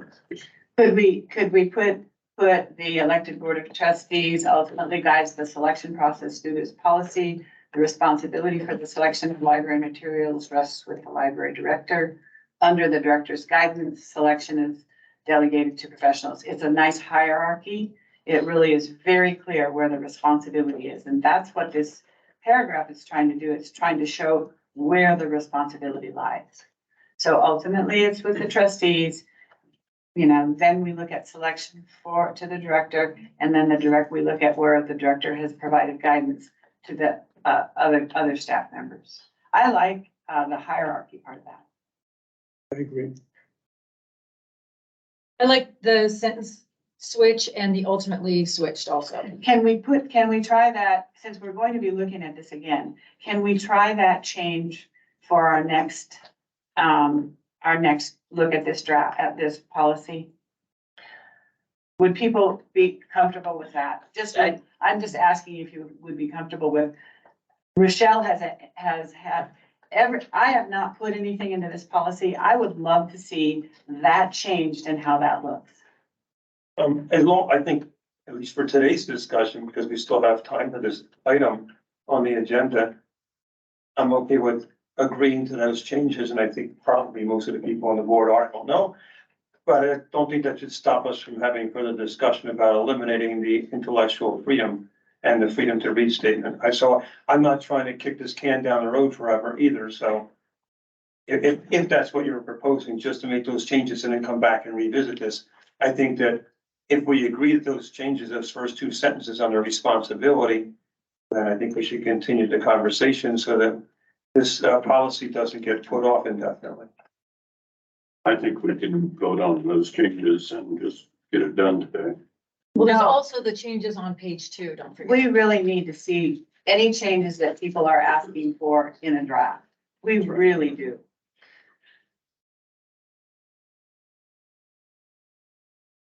I think it would be simpler if we just remove that first sentence under the responsibility section. Otherwise, we can come back and look at it next month and change it again, and we change it again the next month, and pretty soon it's a year later, and we're still haven't accomplished.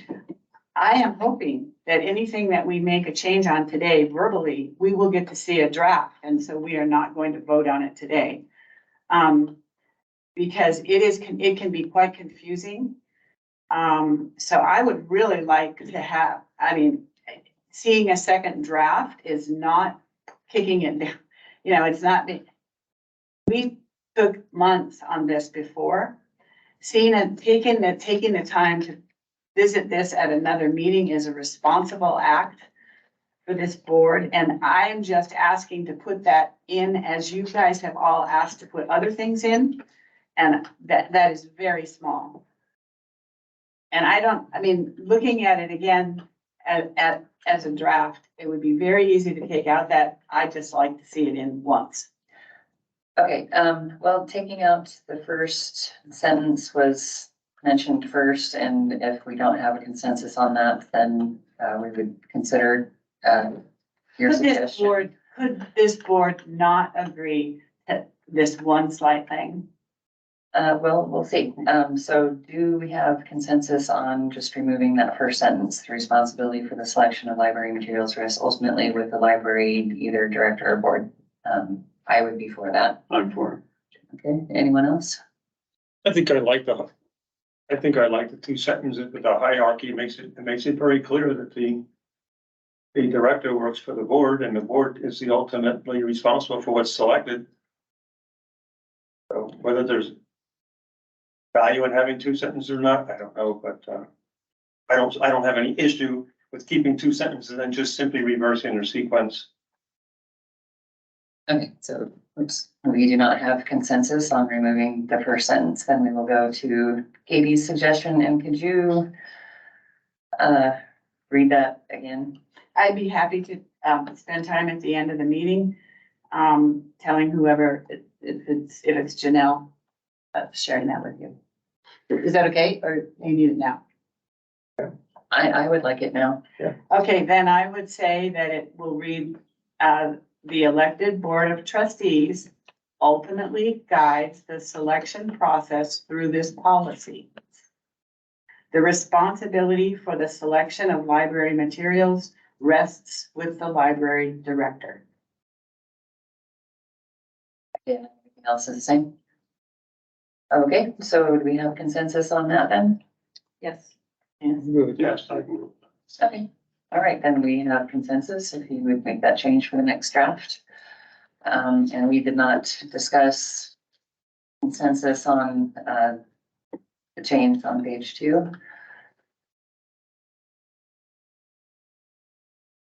So is everybody clear on the wording for that? And so I'll just read what it would say after the change. Notwithstanding Idaho Code 1815-17D, materials for minors under the age of 18 that violate Idaho Codes 1815-13, 1815-14, and 1815-15 will be excluded from the juvenile and young adult collections. So you're asking consensus of putting that in the next draft? Yes. I'm fine with that. But you are also asking for something to be deleted. Yeah, I was just reading how it would read after the first 2 sentences. The first two have been deleted, right? Yes. Um, And then does this, yeah, I won't process it that fast. Does this basically say that we're not going to exercise the exclusion as being a library for that one policy material? Correct. Okay. Conceptually, I'm okay with it after reading carefully, but yes. Okay. And Tim, did you say yes? So why Yes, is it? fine, but I think it's 18 dash, not 18 colon. Oh, yeah, I guess that is the way the other ones are. So why That's is it fine. that you would like those 2 sentences taken out? Forms of expression that are unprotected by the First Amendment will not knowingly be included in the collection. I would hope so. Can I just say something from the staff perspective, please? Yeah. Removing that sentence will not knowingly be included in the collection is removing security for staff. So our staff that select the books and process the books do not read every book cover to cover.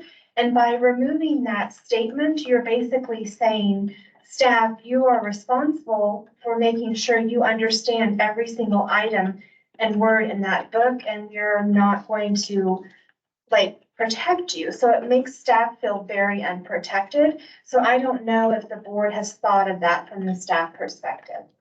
Okay, well, I have spoken with the head research librarian in Arizona. They do not have these exemptions at all. And she said it was easy and cheap to comply. And that Do you have to her. examples of how it is easy and cheap? And do you not value these 60+ years experience of those of us who are working at the institution you're trying to govern versus someone in Arizona that we don't know who they are? Okay, so she said it was easy and cheap to comply. No, I don't have examples, but I do have a letter from her. And she also said to her knowledge, no one has ever been charged, much less gone to jail. She said it was pretty much a non-issue. And like I said, she said it was super easy and cheap to comply. Rochelle, if I, you have a hold letter. on, I'm still speaking. Oh, I'm sorry. I So didn't we, realize that. we would, of course, want to get our attorney's opinions after we get this drafted and, you know, if it is determined that we need to make changes, we can do that at that time. But I would think that this would not remove our legal, protections. I would think that it would just say that, you know, we're not gonna do that. And despite the fact that we have an exemption, so that it would be our policy and law trumps policy. Can I ask, Oh, can you please give us a copy of that letter? That would be good to know, and it would make me feel more secure to be able to see who that was from, since it's an important part of this. Can you do that? Okay, Yes. great. Can you make copies for all the board? yeah, That'd be great. I can send it to Alexa and, she can distribute it to everyone. Okay. So the reason why I wanted to remove those first two sentences is because, in my opinion, and I haven't run this past an attorney yet, those two sentences provide loopholes that are practically bigger than the whole policy. So, I mean, having to have an actual book declared obscene, that rarely ever happens. So pretty much, there's almost no books that would even be covered by that, in my opinion. And I would like to see someone held responsible if they are purchasing and putting books on the shelves that are inappropriate for children, so. So I heard the word there being, responsible for things. Yes, someone should ultimately be responsible for what's being put on the shelf. If I put candy on the shelf in a candy store, Please. You're asking poison, that staff. then are the excuse me, people I'm still talking over Lindsay, here, you can someone. speak. You can call me by my first name, not someone. I heard a voice. I didn't look that way. I'm still Mr. speaking. Hanley was I'm speaking. still speaking. I'm just saying, if you put poison on the shelves in a candy store knowingly, you're responsible for the outcome. And so someone should be responsible if inappropriate books with obscene material in them, according to Idaho statute, are put on the shelves in the library. So yes, someone should be held accountable. So I would like to say that when poison is put on the shelves at a store, it's the company that makes the poison and the product, not the person who stacks the shelves or purchases the material, just as it shouldn't be a librarian that should be responsible for this poison. We're paying highly educated, lots of experience type people to run a library. They can find out what's in those books and they need to be held responsible or heads should roll. Our job is to protect the children through policy, and the job of the library staff is to execute the policies created by the board. And again, this would all be run by our attorney beforehand. So we don't want to unnecessarily put anyone at risk, but we do want them to be responsible. Okay, so we did have consensus on that Not change yet. for that. Not yet. I think there's a question. And when you say, I mean, that's just for it to go in the draft, Yes, to show it Right. as strict. So the second, I think what you guys were just talking about mostly went with the first sentence, but the second sentence, what's the reason? Because I know that, Tom, like one of the things you're saying is obscene books for kids, and if it's not declared obscene by the US Court of Law, who in this case is going to decide which books are and aren't if we take that sentence out?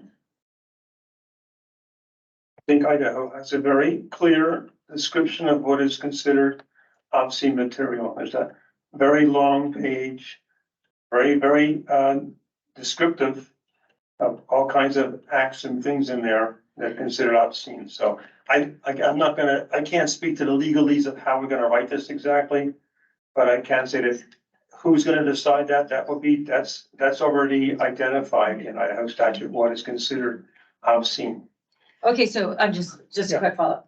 So you're almost saying that you think the US Court of Law and then the next sentence is kind of redundant a bit?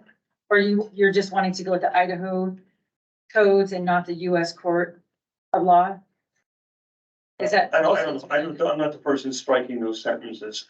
If those codes below that 18, 15, 13, 14, and 15 are the ones that cover obscene materials, I support those staying in there. Okay, I can't speak to the US Court of Law. okay. That's what I have, legal people for. It I- seems pretty clear that the second sentence is a definition of unprotected being used at the first sentence. Unprotected materials are ones that the court had declared obscene. So if they haven't declared them obscene, and I don't know if there's any such books that the court declares obscene, but if they haven't been declared obscene, then the first sentence lets them get up there. Well, it says have been declared obscene, not hasn't. In second sentence. The second sentence is saying unprotected materials are those that have been declared obscene by the court of law. And I don't know, I can't imagine the court of law has gone around and declared materials obscene very often. I'm wondering if what you're heading toward is being very clear about using Idaho code to define what an obscene material is, that there's a lot of, first of all, we've got two issues here. One is protecting staff. I don't think the staff want obscene materials on either, but I know that it's really difficult to decide. We've had books that people declare obscene, and I've looked through them or read them and can't find any sexual reference, or maybe a very minor one. So I think at any rate, I would like to protect staff, because I don't think that they want, I mean, nobody wants no staff. So I say, so I like the first sentence. But also, we want to make really sure that we're not putting obscene materials on. So taking out the second sentence, so taking that out, does it give a little more of protection of obscenity by including the the federal aspect of it? And in addition to that, including Idaho's? I wouldn't mind doing two. I do think that, there are not staff. I think the staff can take profound offense at the thought that they may be going through books and trying to put terrible books on the shelf. I don't think that is. And I think that taking out that first sentence is really showing a lack of trust in staff, and that isn't helpful at all. But being clear about what is obscene, I think, is very helpful. So I would hate to take out those sentences for that reason. I hate to take them out. Well, if we're gonna have a draft, they'll be struck, but they won't be removed, so we can still look at them. Yeah, so we have just a few more minutes left for this discussion. Okay, so Vanessa, you were a yes on consensus for the change in that paragraph? Well, not for to look For at the draft? Yes. Yes, okay, and Tim? Yes. You're nodding, Tom? Yes. Okay, and I'm a yes, so that is 4 people, consensus. I love it that you didn't even ask me. I'm sorry, well, you already said that you weren't for it. Katie? Yeah, I don't mind it in the draft. Okay, all right, well, then we have a unanimous consensus for the draft. If someone was concerned about the staff, I don't think we need to put it in a policy, but why wouldn't staff say, this is looking kind of questionable, maybe I should ask my supervisor?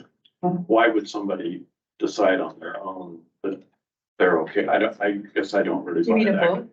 Yeah, I don't They buy don't sit that, down and Katie, read that, it. I don't, well, if there's something they're questionable about, set it on the shelf or put it on your supervisor's desk and ask the supervisor for an opinion. Yeah, but there are, Don't take it on yourself if you're not sure. I have read a book that has been declared obscene, a kid's book that's been declared obscene, and honestly, it had one very small thing in it about sex, and otherwise there was nothing in it that was obscene.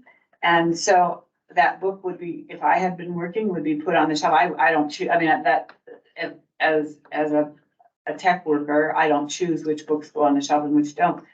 But it, you know, if it became declared, I wouldn't have knowingly known that. And I think that all we are saying is, will not knowingly be included in the collection. We're just saying they don't want to do it. We won't knowingly do that, promise. But if you saw that one thing in the book, why wouldn't you, like your It was supervisor? It was a sentence. I am Why a tech wouldn't- processor. I don't read the whole Why book. wouldn't you give it to your supervisor and Because I say, haven't read the book, because I don't have time to read all the books. if you said you saw it in the book, I would give it to my supervisor and say, I'm reluctant to put this. Okay, they process hundreds of books. They can't read every book. I don't understand what part of that you don't get, that they can't read all the books.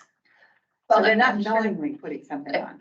I think there are 7 or 9 states, I'm thinking it's 7, that don't have the exemptions for schools. And so I'm guessing that the resources are out there for how to check on books, whether they're obscene or sexually explicit or whatever for minors. Yeah, but if it's on some of these lists, you should be pretty well clued in if it's got a problem. Okay. Well, it has problem for some people. Okay, so any concluding remarks on that? Because we need to move on to the next section. Are we not dealing with the intellectual freedom today? Can we, when this draft comes out, can we have the attorney already have looked at it and decide? No, we need to complete it and then have the attorney look at it. That is always. Well, I'd like to vote on it the next time. If he's already looked at it, I'd like to vote on it and have it done deal. I would be for that, but I don't want to waste We may money if make there's any changes. further changes, We might make changes. so. Okay, so then, we will move on to the next section. I apparently put it on 2 different agendas, so the Director Evaluation Policy Committee was dispensed We're with moving, yesterday. moving away from this. We're not dealing with the next section. Okay. So, I'm trying to keep us on time. So the next thing to deal with then is the discussion and resolution to disaffiliate with ALA and its subsidiaries. And that is an action item, 15 minutes, and I did not send this out because I was still typing it right before I left. I had typed out the longer side, the draft resolution, whereas and resolves, and then I came across this other thing that was much more simple from Campbell County, Wyoming Library.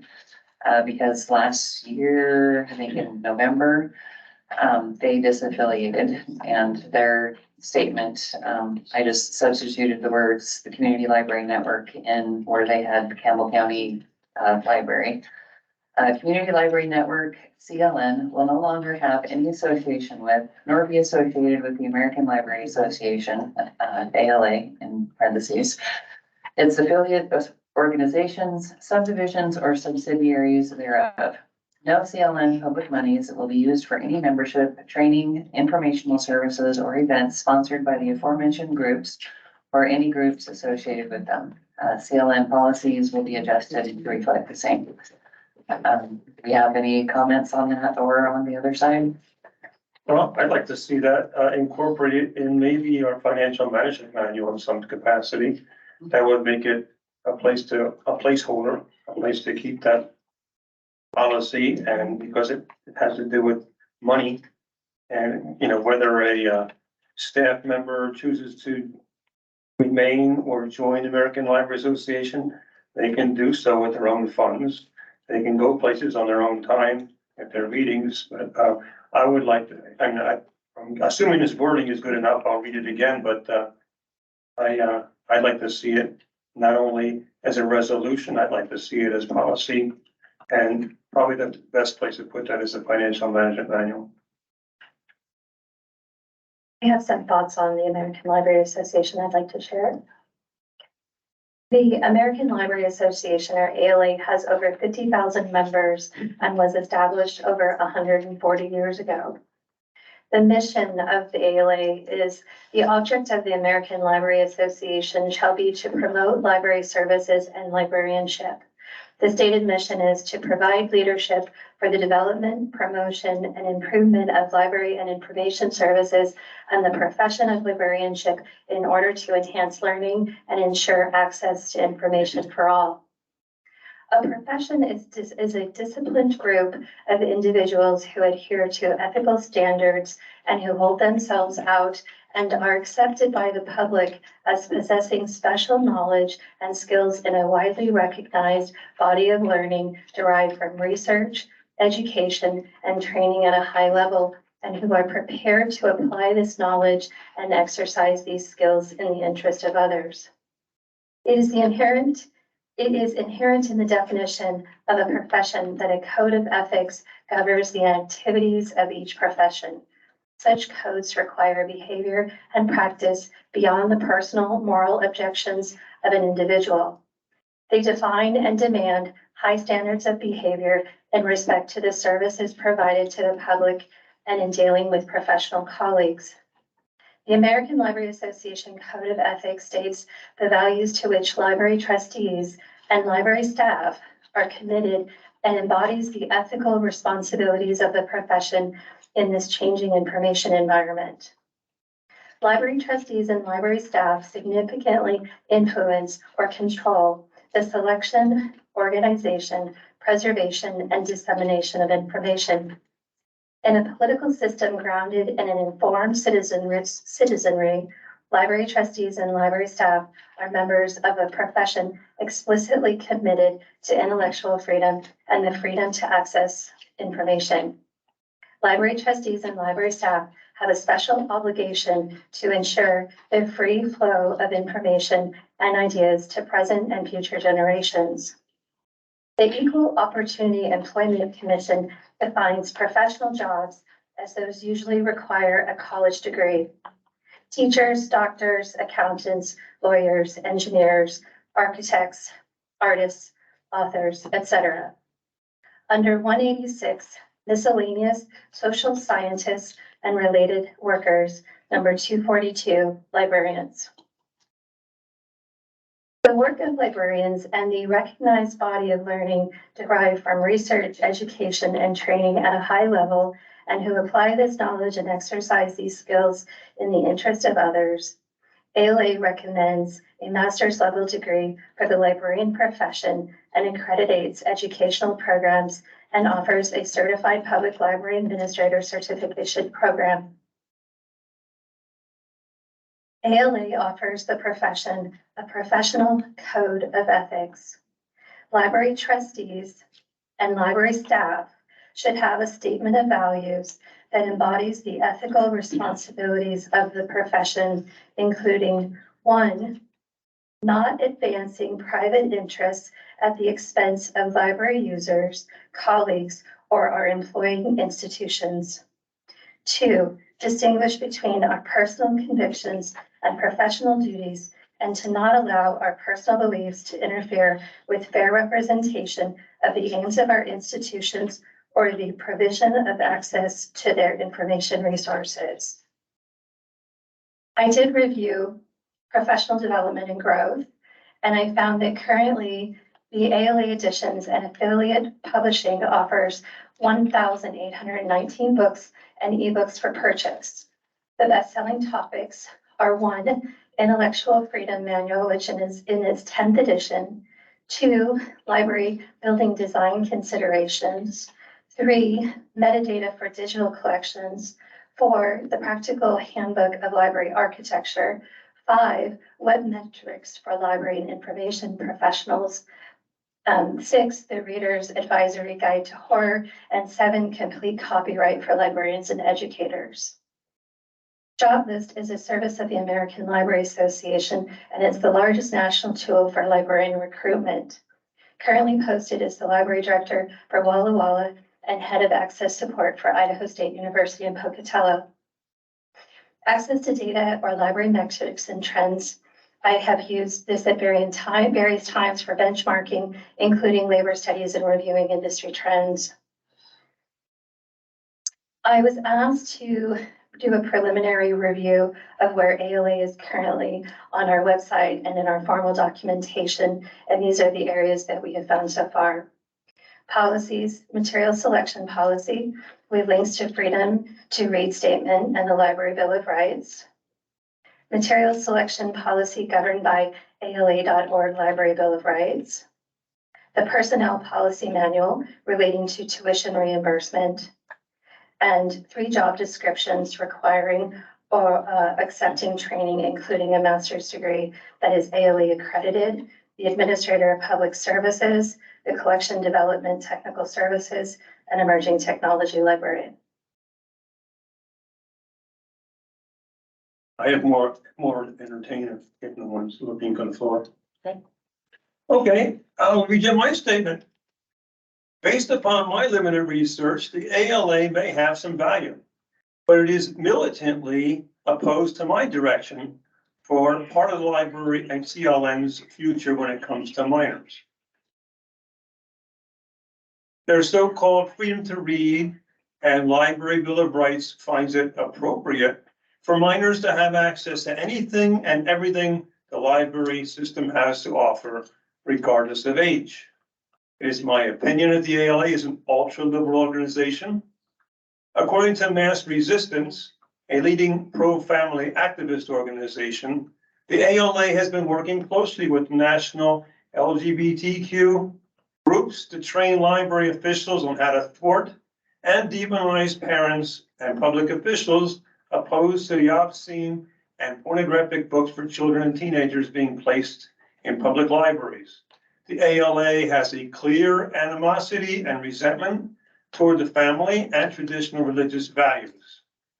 Emily Rabinsky, who we also hear is a socialist and a lesbian, which again, as an individual, but what she stands for as the leader, her vision for the ALA is to build and use the collective power of its members to pursue a host of left-wing political issues. Her plans are entirely social justice oriented with LGBTQIA+, green initiatives, equity, diversity, and inclusion as the center of her initiatives. She has promised to develop a global vision for librarianship in which international cooperation and exchange are central to equity and justice, insisting our solutions must be international too, calling for global cooperation beyond the borders. So she's a globalist essentially.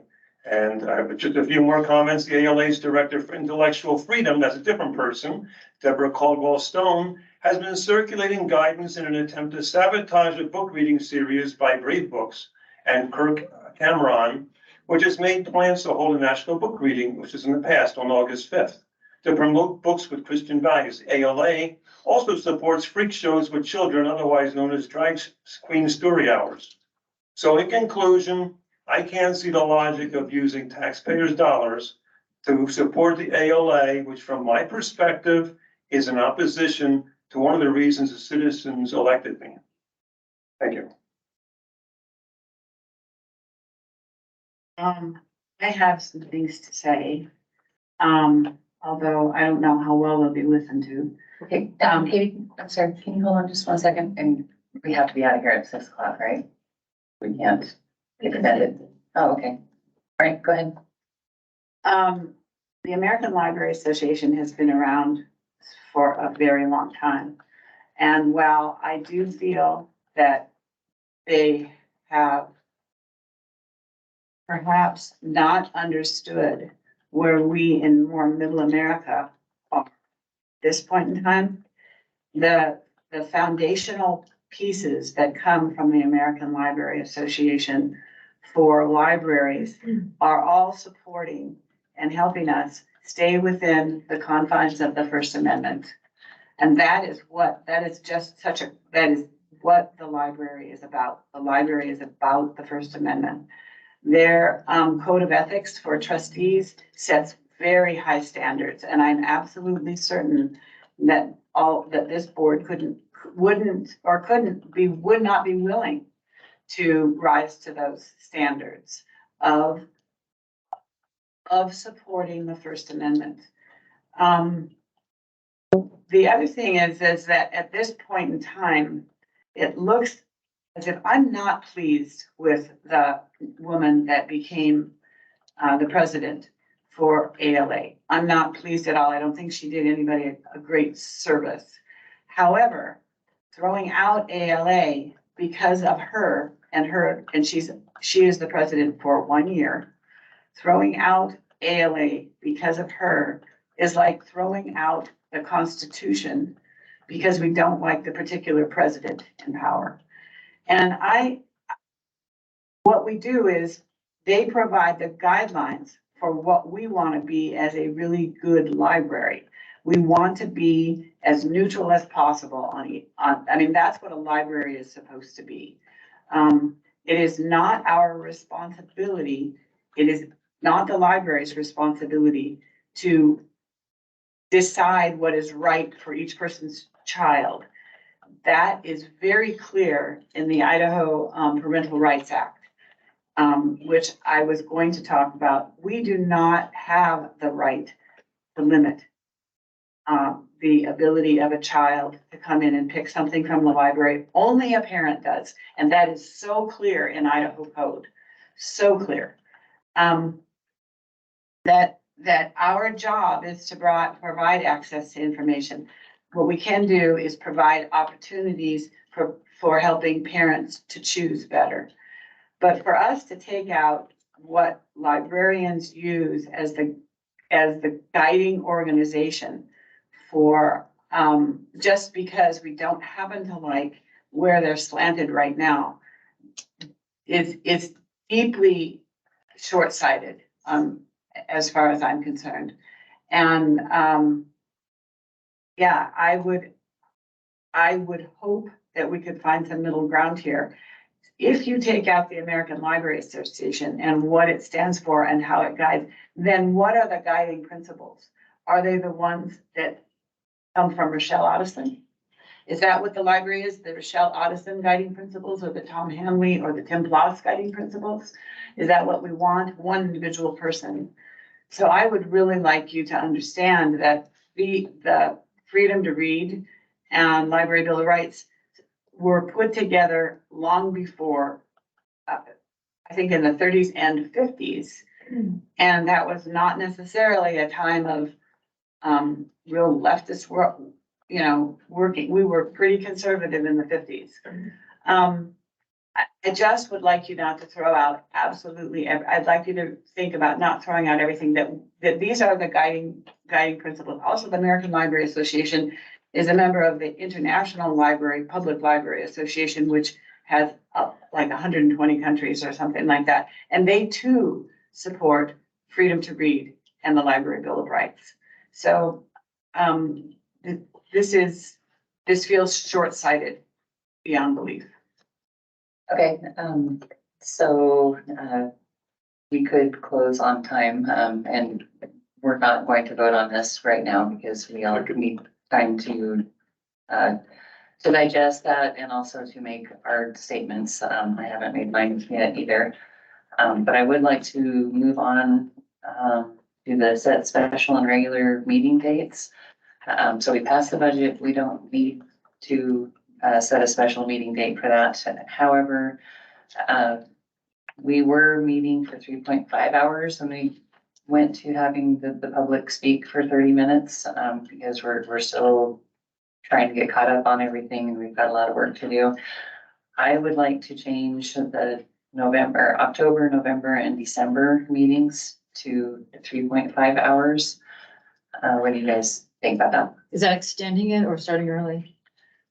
I think it would depend on what's available for that library.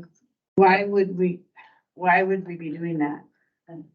Because we have a lot to do and it shouldn't take 6 months to do a few simple changes on a policy.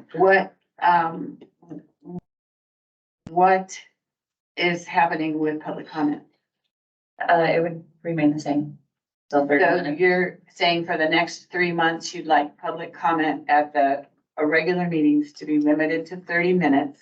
And then we would have a full 3 hours for our work. I would like the public comment to remain at 30 minutes and yes, 3 hours for our meetings. And if we have a month where we don't need it, then yay, we all get to go home early. But it just seems like ever since I've been on the board, we've extended and extended. So do we have consensus on that? I tend to think I'd like to have a second meeting during the month, because if we take things like these policies we're trying to approve and then modify them, it's gonna be 3 or 4 months before we get anything accomplished. I think that we need to have possibly, a special meeting, probably, one in between each of the regular meetings, or as necessary, as needed, but I think we're not able to get much traction here, and things are moving rather, I'm saying slowly, but I can see it going slowly down the line here, and, I don't think that policy needs to take forever. I don't think we should rush it, but we need to get some things accomplished here. Okay, I'm okay with 3.5 hours for the next 3 months. Yeah, and, Tom, are you saying you want to set, special meetings right now in No. between those, or you mean just as they pop up? As they pop up as necessary. And then you're also saying you don't want to extend to 3.5, you want, is that what you were saying? No, I'm okay with extended hours. If it's 3.5 hour meeting, that's fine. But I think that, we're probably gonna need a special meeting here and there. Probably at least one each of these months somewhere. I'm not saying we fix the schedule now, but, that's part of the process. but- Thanks for clearing that up. So I'm okay with adding the 30 minutes also. And then also, if that happens, can we make sure if there's only like 1 or 2 speakers, we start right after that instead of waiting for the, like we did yesterday? oh, yeah, Yeah. well, that's because I didn't realize it already. Right, then that would So, speed it along my and we fault. get out early, like you said. Yeah, Our next meeting is okay, so we have, and I'm fine with going to the 3.5 hours. I would still like to give for, not Pinehurst, but, Harrison a chance to have speakers come and for us to go down there and meet. So can we move the October meeting to Pinehurst? I think, I mean, to Harrison? Alexa, sent us a schedule, didn't you? Alexa, for, I don't think we did it. I did set the schedule up, but not everybody responded, and I'm gonna recall now, but, I think I suggested that we could either meet at Pinehurst, or I'm sorry, after Pinehurst, meet in Harrison on kind of the way back, and have kind of an afternoon kind of meet and greet there, or we could go on a separate day. can you send that again to us? Because I'm one of the last people, sorry. And we can decide that. I think it's too much to do 2 meetings in one day or 2 things, so, and they're not that close together. No, they're not closed. So, okay, so respond to the email that she's going to resend, and, it sounds like we do have consensus on, They said that because of that, then I move we adjourn. well, hold on, so we have consensus on, the October, November, December meetings being 3.5 hours, either before or after, depending on the thing. I did. Okay. Adjourn. Okay, so it has been moved that we adjourn. All those in favor? Aye. Okay, the ayes have it, and so we are now adjourned. Thank you.